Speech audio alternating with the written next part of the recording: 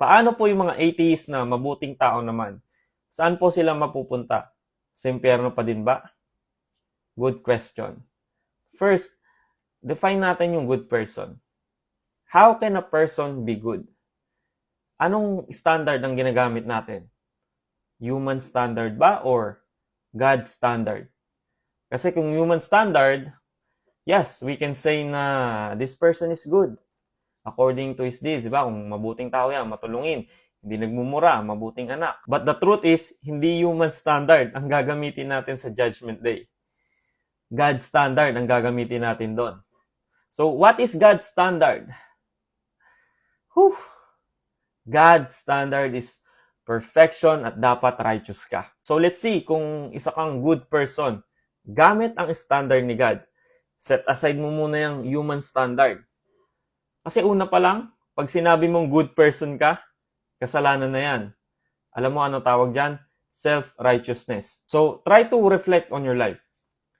Sa buong buhay mo, dumating na ba sa point na nainggit ka sa ibang achievements ng tao? If yes, you broke the 10 Commandments. Thou shalt not covet.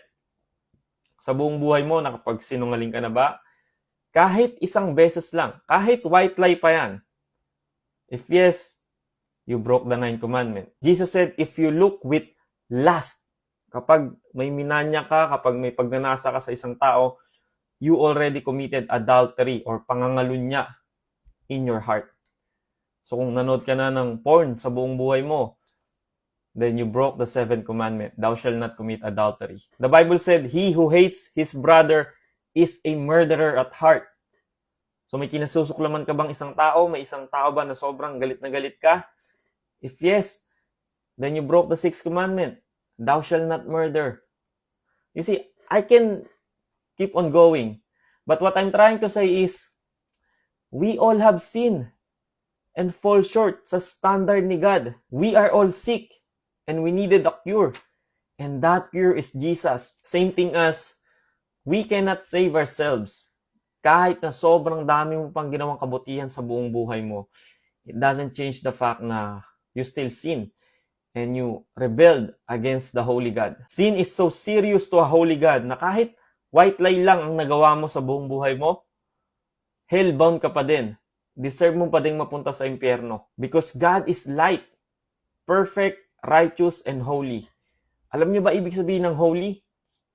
Set apart. Hindi pwede sa presence niya ang kasalanan.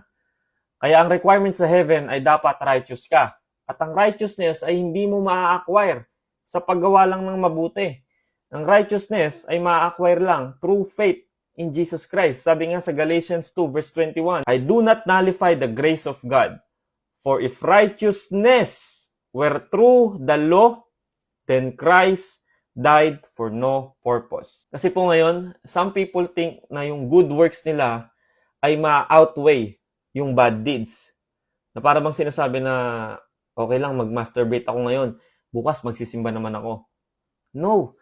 Kahit palitan mo pa yan ng milyong kabutihan, it doesn't change the fact na you sinned and rebelled against the holy God. Kapag nasa court of law ka, may kaso ka, patong-patong, nag-murder ka ng 3 katao, pwede mo ba sabihin sa judge na, judge, baka pwede absuelto na ako kasi kahapon, tumulong naman ako sa maraming nagugutom. Nagbigay ako ng pera sa may hirap. Ano sasabihin ng judge sa'yo? Pagtatawanan ka nun, wala ka dito para i-judge yung mga good deeds mo. Andito ka para i-judge yung krimen na ginawa mo. And same thing sa Judgment Day. Alam nyo, some atheists would say, I will never believe in God. I will never believe in your sky daddy. Wag, iniinsulto pa nila tayong mga believers. Sky daddy mo, hindi naman totoo. I don't know about you, but sabi po sa Bible, even the demons believe in God and they tremble. Nangangatal pa sila. Tingnan nyo kumpara natin. Sabi sa Bible, demons believe in God, nangangatal pa. But maraming atheists ngayon, they don't believe in God, hindi sila natatakot, iniinsulto pa nila. You see, kung gusto nyo talaga malaman ng katotohanan, sige, i-set aside na natin yung blind faith. Kung ayaw nyo talaga magbasa ng Bible, sige, pwede kayong maglaan ng oras, study the death and resurrection of Christ. historical evidence and scientific facts about the Bible. And you will find the truth. Ang dami na kasing atheists ngayon. Madalas bata eh. Wala, naging atheist lang sila. Nakita nila sa Facebook page na may ganitong group. Sumali sila, may napanood sa YouTube, sa TikTok na conspiracy theories. Naniwala na. Pero hindi naman yan yung final na kapalaran nila, no?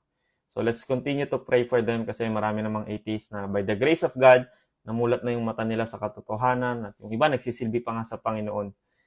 So, just a summary, no? Yung sagot sa tanong na yung atheist ba na mabuting tao naman ay makakapunta ng langit? No. If a person doesn't believe in Jesus, there's no way for them to enter eternal life.